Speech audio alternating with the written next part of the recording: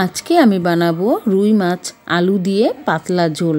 এই রান্নাটা অবশ্যই একবার ট্রাই করে দেখতে পারো, খেতে অসাধারণ। বিয়েবাড়িতে যে খেয়ে থাকি এত সুস্বাদু, কিভাবে এত মাছের ঝোল টেস্টি হয় সেই রেসিপিটাই এখানে তোমাদের সাথে শেয়ার করলাম।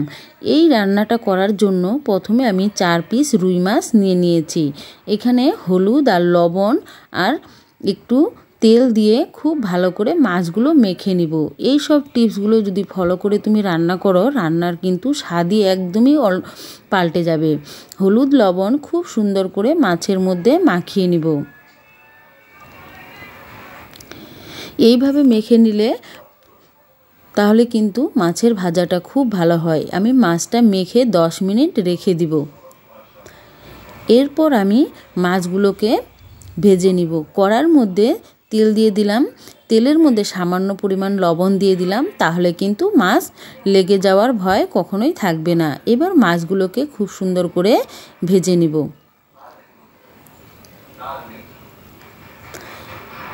এইভাবে কড়াইটা আমার ছোট, তার জন্য 4টা একবারে হয়নি, তার জন্য দুটো দুটো করে মাছগুলোকে ভেজে নিব।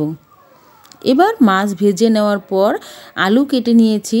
এখানে আমি 3টা আলু কেটে নিয়েছি। আলুগুলোকেও ভেজে নিতে হবে। আলু ভেজে এইভাবে যদি মাছের ঝোল বানিয়ে থাকো তাহলে কিন্তু তুমি নিজেই বুঝতে পারবে এর স্বাদটা কতটা বেশি হয়। আলু নামিয়ে ওই কড়ার মধ্যেই তেলে দিয়ে দিলাম কালো জিরা ফোড়ন আর তেজপাতা। যখন ওটা লাল হয়ে যাবে তারপর দিয়ে দিলাম এখানে একটা বড় সাইজের কুচানো পেঁয়াজ। পেঁয়াজটাকে লাল লাল করে ভেজে নিব।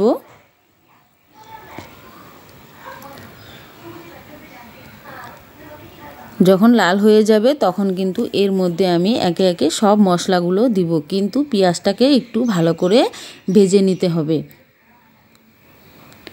তোমরা যদি নতুন হয়ে থাকো অবশ্যই আমার চ্যানেলটাকে সাবস্ক্রাইব করে দিও।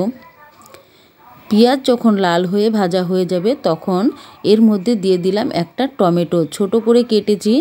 টমেটোটা তোমরা পেস্ট করেও দিতে পারবে, তো এইভাবে দিলে কিন্তু তরকারির স্বাদটা বেশি ভালো হয়। এবার সামান্য একটু লবণ দিয়ে দিলাম যাতে টমেটোটা খুব তাড়াতাড়ি গলে যায়।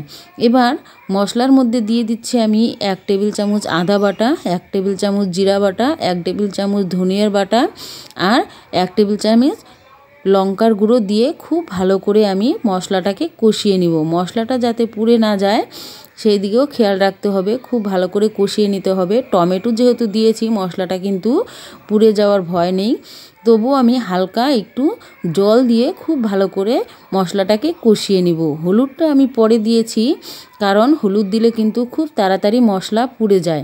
এবার স্বাদের জন্য আমি দিয়ে দিলাম 1 টেবিল চামচ হলো চিনি। এবার খুব সুন্দর করে মশলাটাকে কষিয়ে নেবে। দেখো টমেটো কিন্তু সবগুলোই গলে গিয়েছে আর মশলাটাও কিন্তু তেল ছেড়ে দিয়েছে, খুব সুন্দর কষানো হয়ে গিয়েছে। এবার আলুগুলো যে ভেজে নিয়েছি আলুগুলো দিয়ে দিব। যদি রেসিপিটা বানাতে কোনো ধরনের সমস্যা হয়ে থাকে তাহলে আমাকে কমেন্টে কমেন্ট করে বলো, আমি অবশ্যই বলবো। আর অবশ্যই একবার বাড়িতে ট্রাই করে দেখো। আলুগুলো দিয়ে মশলাগুলোকে খুব ভালো করে কষিয়ে নেওয়ার পর তারপর আমি এখানে দিয়ে দিলাম হলো লবণ। পরিমাণ মতন লবণ দিয়ে আরও 2 থেকে 3 মিনিট খুব ভালো করে কষিয়ে নেবে, কেননা আলুটা কিন্তু আগে থেকেই আমি ভেজে নিয়েছি। তো এখন ভেজে কষিয়ে নেওয়ার পর এবার এখানে দিয়ে দিব পরিমাণ মতো জল। ঝোলের পরিমাণটা কি পরিমাণে রাখবে তোমার আন্দাজ মতো দিয়ে দিবে। এবার ঝোলটা যখন খুব সুন্দর ফুটে যাবে তারপর তুমি এখানে মাছগুলো দিয়ে দিবে। এবার মাছগুলো দিয়ে আরও কিছুক্ষণ খুব ভালো করে ফুটিয়ে নিতে হবে যাতে মাছগুলো ঝোলের মধ্যে ডুবে যায় আর মাছটাও কিন্তু খেতে ভালো লাগবে। এভাবে আমি ফুটিয়ে নিব 3 থেকে 4 মিনিট।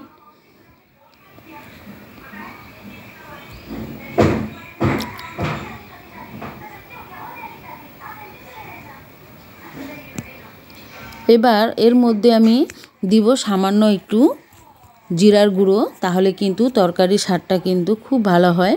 নামানোর আগে যখন সবজিটা হয়ে যাবে এই আলু আর রুই মাছের পাতলা ঝোল অবশ্যই জিরা বাটা দিয়ে একবার এইভাবে রান্না করে খেয়ে দেখো, ভীষণই ভালো হয়।